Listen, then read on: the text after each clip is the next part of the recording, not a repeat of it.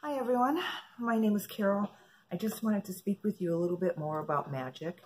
I realized that the last video I did the other day about magic was pretty vague. So I wanted to clarify a few things on that. The reason why I made that video as impromptu as I did, I don't even know if that's a word. Anyhow, the reason why I made that video was because I had seen a few things online about people talking about magic, and some red flags went up, and so I wanted to throw out a couple of warnings to people about delving into magic without knowing what you're doing. So in this video, I'm going to explain it just a little bit more. I'm not a proponent for magic, so hey, stop. Hey, excuse me, my dog's scratching under the table. Anyway, I am not a proponent for magic, so I'm not going to go in depth with it. I will tell you that everything that I'm about to say is from my own personal experience with magic. So with magic, there are several different kinds of magic. There's black magic, gray magic, white magic, natural magic, elemental magic, etc. And they're pretty self-explanatory. I'm not going to go into explaining them. I had thought about it, but it takes quite a bit of time. So if you have interest in knowing more about what they are, you can just search them on any internet search engine, Google or Explorer, whatever. So if you were going to use magic, the one that I would feel, if I were going to use magic, the one I would feel more comfortable with would be natural magic. And I do kind of play with natural magic occasionally, but that not in the sense of conjuring, but in the sense of using nature to help me do something, like the herbs, using the essences of the herbs in order to cleanse a house, or to cleanse myself, or to calm, or etc. So that's what I consider to be natural magic, is when you use the things in nature to assist you in achieving something. But what I want people to know, the reason I'm doing this video is because I want people to know that magic can be dangerous. I don't care if it's black, white, gray, elemental, natural, etc. If you don't know what you're doing, opening yourself up to playing with magic can be a dangerous thing. It can be like, you don't know what you're doing, it's like giving a child a loaded gun. Seriously. So you do want to exercise caution. If you feel the need to investigate magic further, I highly recommend that you, I highly recommend that you school yourself a little bit on it and do some research. And then on top of that, to meditate a little bit more so that you can get in touch with your higher guidance and have that as kind of like your safety net, or your safety valve to keep you from going in the wrong direction with it. So the reason why dabbling in magic can be dangerous is because when you're doing that, when you're playing with magic, you're opening yourself up. You actually open up yourself, your energy. And when you do that, you can call in negative entities. Those negative entities can not only create havoc for you in that moment, but they can attach themselves to you. And if they attach themselves to you, you probably won't even know it. You're just carrying a monkey around on your back. And they will wreak havoc in your life in just about every situation that there is, until one day you realize what's going on. Why do I have so much bad luck all the time? Where are things always messed up?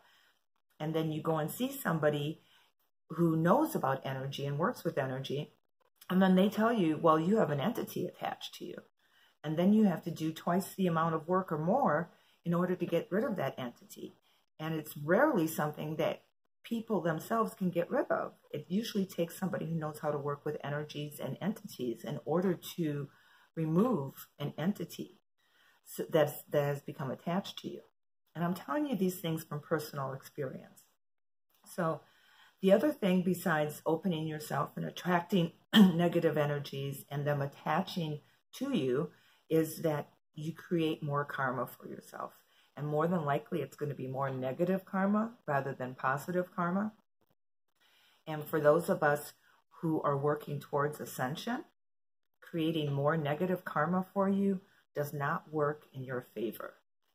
We are trying to get rid of our negative karma. We're trying to balance the scales. So if you have lots of good karma, you need to start accepting stuff. You need to start accepting what people in the universe are giving to you.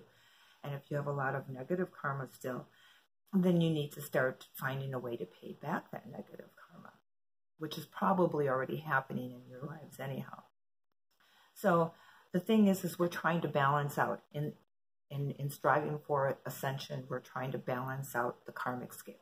So we're not trying to create more negative karma or more positive karma. We're just trying to balance it out. And if you're playing with magic, you're going to acquire more karma, more than likely negative karma, because it's the manipulation of energy. And whether it's the manipulation of energy to benefit you or to hurt somebody else. And that's what dark magic usually plays with. Either way, it doesn't matter. It's a manipulation of energy and you're creating more karma. The other thing, which I think is very important about the dangers in playing with magic, is that you give your power away. Whenever you play with magic, you give your power away. So the thing is, with that said, is that we are all learning to be creators. We have it within us to create our realities. We are all a part of the Prime Creator, a tiny little morsel of the Prime Creator, but we are a part of the Prime Creator. What that means is that we are capable of doing phenomenal things. We have it within us, and we do not need anybody or anything else to help us do that. We simply have to find it within ourselves and to embrace it, and then to allow it to grow, to flourish. And when you play with magic, what you're actually saying in essence is that you cannot do it by yourself, that you need the help of an incantation, that you need the help of an herb, that you need the help of a gem, a stone, or an elixir. So, and you don't.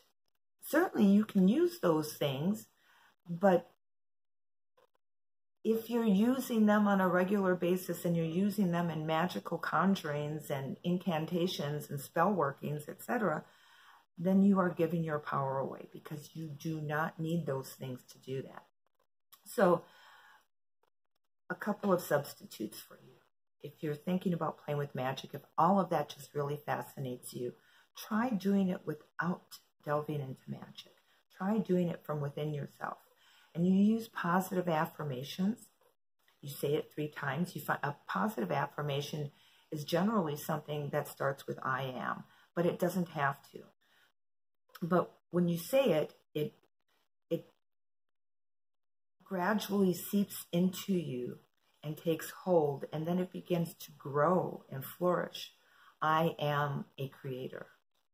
I am wealthy, etc.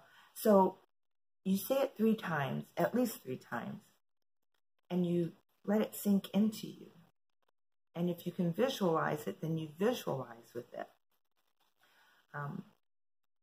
Those positive affirmations and positive visualizations are the best way that you can help the creator within you to grow and to become stronger, so that you can begin to build a better life for yourself. If you're going to still delve into magic, then I suggest that you check out the Wiccan religion. Wiccanism is a religion like Christianity, but only it's more earth-based. And And the reason why I recommend that you check that out if you're thinking about magic is because you have to have some kind of a safeguard to keep from getting into trouble.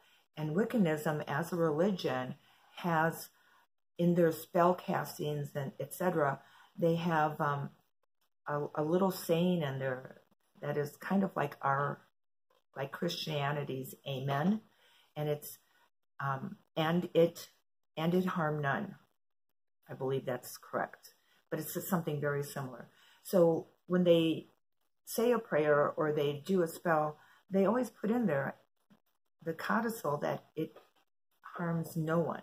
In other words, what they're saying is that if it would harm somebody, then they don't want it to be. So if you're seriously thinking about checking into magic a little bit more, please check into Wiccanism. As far as working with the creator that dwells within you and helping that to grow more, I suggest that you start with parking spots. And that's what I did. And they're very easy. It's a lot easier to get past. What the problem that most of us have is that our little minds get in the way. And our little mind will say something to us like, yeah, sure. You know, just these little thoughts. Yeah, sure. No, that's not possible. No, magic's not real. Oh, you can't do that. Oh, somebody else is going to grab that spot. Oh, it's not going to be there. So the trick in that is that you have to find a way of getting around your little mind. So with parking spots, you simply tell yourself that every time you go to the store, you're always going to get front row parking. Or every time you go to the theater or the restaurant or wherever, or the bank, you're going to have front row parking. This is your spot. So I've got mine down pat so that when I go to the store, I almost always get one of 4 parking spaces. And it's just because those are the ones I like, and I just know that they're going to be there. You have to know it.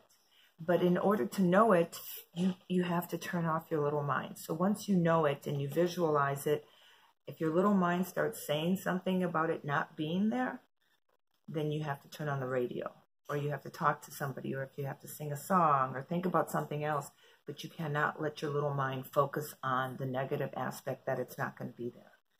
That's the whole trick to working and with our own internal creator and to helping it flourish, is to learn how to turn off your little mind so that it cannot negate the positive creations that you are working on.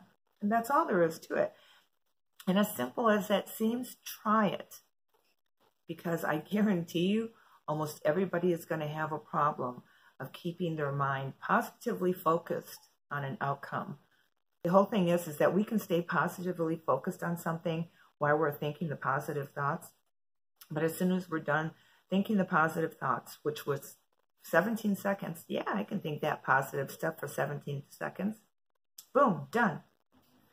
And then, while you're waiting for that to come true, for that creation to manifest itself, your little mind is going to start putting up all this negative stuff, all these roadblocks to try and keep it from happening. So the trick is not to think about it. It is not in the thinking about it positively for 17 seconds. The trick is not to think about it negatively afterwards, so that you don't put the kibosh on it. Okay, so that's all I wanted to say. Magic can be dangerous. Please work on growing the creator within you rather than turning to magic. And if you do still want to turn to magic, please check out Wiccanism, the religion, so that you can have a better understanding of how it works and a little bit more of a safeguard on it. If you're going to play with a handgun, you should know where the safety latch is, right? All right. Love you all. Many blessings.